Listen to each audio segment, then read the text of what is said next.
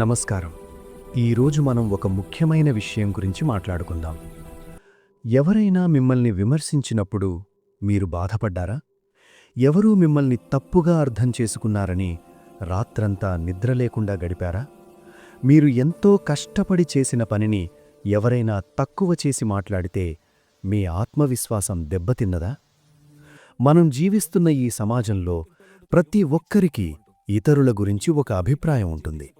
మనం ఎలా నడవాలి, ఎలా మాట్లాడాలి, ఎలా బ్రతకాలి అనే దానిపై లోకానికి కొన్ని వందల సూత్రాలుంటాయి. కాని ఇక్కడ సమస్య ఏమిటంటే, ఇతరుల అభిప్రాయాలను మనం మన సత్యాలుగా మార్చుకోవడం. గౌతమ బుద్ధుడు ఒక మాట చెప్పారు, మీకు మీరే దీపంగా మారండి. అంటే మీ ఆనందానికి మూలం మీలోనే ఉండాలి కాని ఎదుటివారి ప్రశంసల్లోనో లేదా విమర్శల్లోనో కాదు. ఈ 8 నిమిషాల్లో బుద్ధుని జీవితంలోని ఒక అద్భుతమైన కథ ద్వారా విమర్శలను ఎదుర్కొనే మానసిక శక్తిని మనం ఎలా పెంపొందించుకోవాలో తెలుసుకుందాం.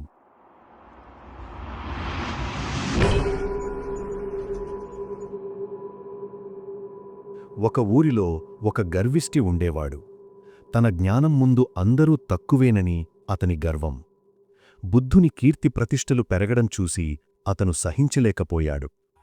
ఒకరోజు బుద్ధుడు తన శిష్యులతో కలిసి ధ్యానంలో ఉండగా ఆ గర్విష్టి అక్కడికి వచ్చి బుద్ధుడిని రకరకాలుగా నిందించడం మొదలుపెట్టాడు. అతను ఎంతగా విమర్శించాడంటే బుద్ధుని పుట్టుకను, ఆయన వదిలేసిన రాజ్యాన్ని, ఆయన బోధనలను అన్నింటినీ హేళన చేశాడు. అక్కడ ఉన్న శిష్యులకు రక్తం మరిగిపోతోంది. వారి గురువును ఒక సామాన్యుడు అలా అంటుంటే వారు తట్టుకోలేకపోతున్నారు. కాని బుద్ధుడు మాత్రం కళ్ళు మూసుకొని ప్రశాంతంగా కూర్చున్నారు. ఆ వ్యక్తి అలసిపోయి వెళ్ళిపోయాడు. మరుసటి రోజు ఆ వ్యక్తికి తన తప్పు తెలిసింది. బుద్ధుని శాంతి అతన్ని కలచివేసింది. పరిగెత్తుకుంటూ వచ్చి బుద్ధుని పాదాలపై పడి, నన్ను క్షమించండి, నిన్న మిమ్మల్ని ఎన్నో మాటలు అన్నాను, మీరు ఒక్క మాట కూడా తిరిగి అనలేదు, నన్ను శిక్షించండి అని వేడుకున్నాడు. బుద్ధుడు కళ్ళు విప్పి ప్రశాంతంగా ఇలా అన్నాడు, నాయనా, నిన్నటి నువ్వు ఇప్పుడు లేవు, నిన్నటి నేను కూడా ఇప్పుడు లేను. నిన్న జరిగిన ఆ సంఘటన ఒక ప్రవాహంలా సాగిపోయింది. నువ్వు అన్న మాటలు నన్ను తాకలేదు. ఎందుకంటే నువ్వు విసిరిన విమర్శలనే అద్దం ముందు నేను నిలబడలేదు. ఆ మాటలు నీ ప్రతిబింబాలే తప్ప నా సత్యాలు కావు.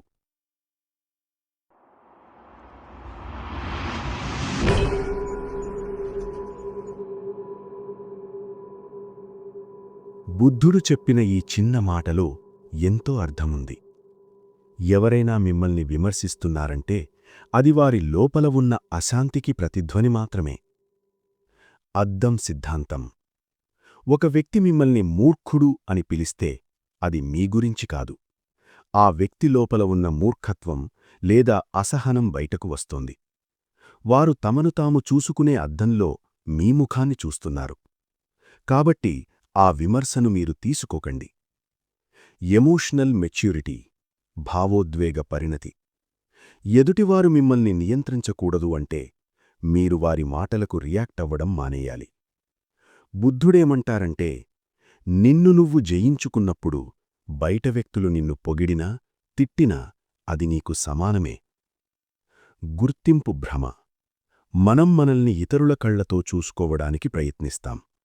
వాడు నన్ను గొప్పవాడు అంటేనే నేను గొప్పవాడిని అనుకుంటాం. ఇదొక పెద్ద భ్రమ. మీ విలువ మీ కర్మలో ఉంది, ఎదుటివారి మాటలో లేదు.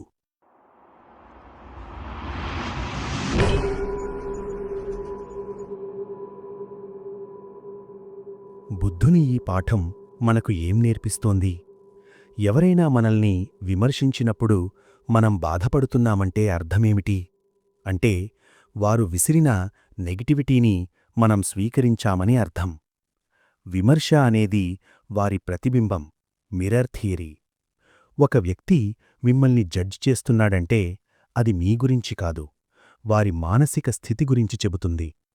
ఒక వ్యక్తి తనలో ఉన్న అసంతృప్తిని, ఈర్ష్యను విమర్శ రూపంలో బయటపెడతాడు. మీరు బాగున్నారని వారు అనలేకపోతే దానికి కారణం వారిలో ఉన్న అభద్రతాభావం. స్పందన వర్సెస్ రియాక్షన్. ఎవరైనా తిట్టగానే మనం వెంటనే కోపపడతాం. దీన్ని రియాక్షన్ అంటారు. కానీ బుద్ధుడు చేసింది రెస్పాన్స్. అంటే ఎదుటివారి ప్రవర్తనకు తన ప్రశాంతతను తాకట్టు పెట్టలేదు. మీ విలువ ఇతరుల చేతుల్లో లేదు. ఒక 500 రూపాయల నోటును తీసుకోండి. దాన్ని నలిపేసినా, మట్టిలో వేసినా దాని విలువ తగ్గుతుందా? తగ్గదు. మరి ఎవరో మిమ్మల్ని నువ్వు పనికిరావు అని అన్నంత మాత్రాన మీ విలువ ఎందుకు తగ్గుతుంది? మీరు ఎవరో మీకు తెలిసినప్పుడు ప్రపంచం ఏమన్నా మీకు అనవసరం.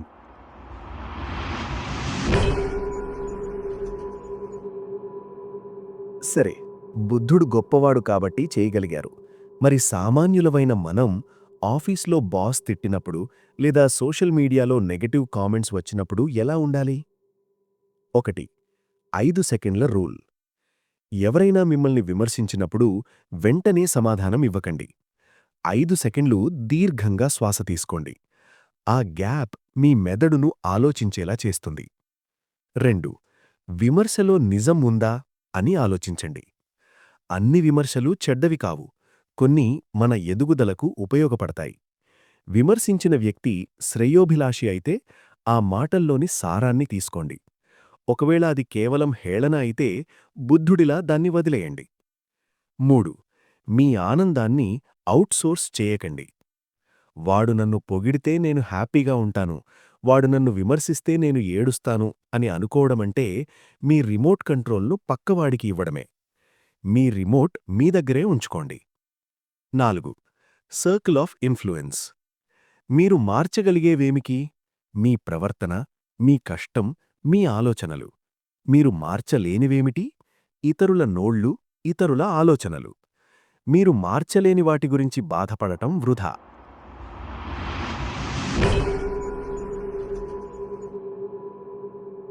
మిత్రులారా, ఈ జీవితం చాలా చిన్నది. ఎవరో ఏదో అన్నారని, ఎవరో మిమ్మల్ని తక్కువగా చూశారని మీ విలువైన సమయాన్ని, ఆరోగ్యాన్ని పాడు చేసుకోకండి. గుర్తుంచుకోండి, సింహం అడవికి రాజు. అది నడుస్తుంటే కుక్కలు మొరుగుతూనే ఉంటాయి. కాని సింహం ఎప్పుడూ వెనక్కి తిరిగి కుక్కలకు సమాధానం చెప్పదు. ఎందుకంటే దానికి తన శక్తేమిటో తెలుసు. మీరు కూడా మీ జీవితంలో ఆ సింహంలా ఉండండి. మీ లక్ష్యాల మీద దృష్టి పెట్టండి. బుద్ధుడు చెప్పినట్లు శాంతి అనేది లోపల నుండి రావాలి. దాన్ని బయట వెతకకండి. మీమీద మీకు నమ్మకం ఉన్నప్పుడు ప్రపంచం ఇచ్చే ఏ తీర్పు మిమ్మల్ని కదిలించలేదు. ఈ రోజు నుండి ఒక నిర్ణయం తీసుకోండి. ఎవరైనా మిమ్మల్ని జడ్జ్ చేస్తే మనసులో ఇలా అనుకోండి: ఇది నీ అభిప్రాయం మాత్రమే, నా సత్యం కాదు. ఈ చిన్న మార్పు మీ జీవితంలో ఎంతో ప్రశాంతతను తెస్తుంది. ఈ సందేశం మీకు నచ్చితే మీలో కలిగిన ఆలోచనను కామెంట్ రూపంలో పంచుకోండి. మీ ఆనందం మీ చేతుల్లోనే ఉండాలని ఆశిస్తూ సెలవు.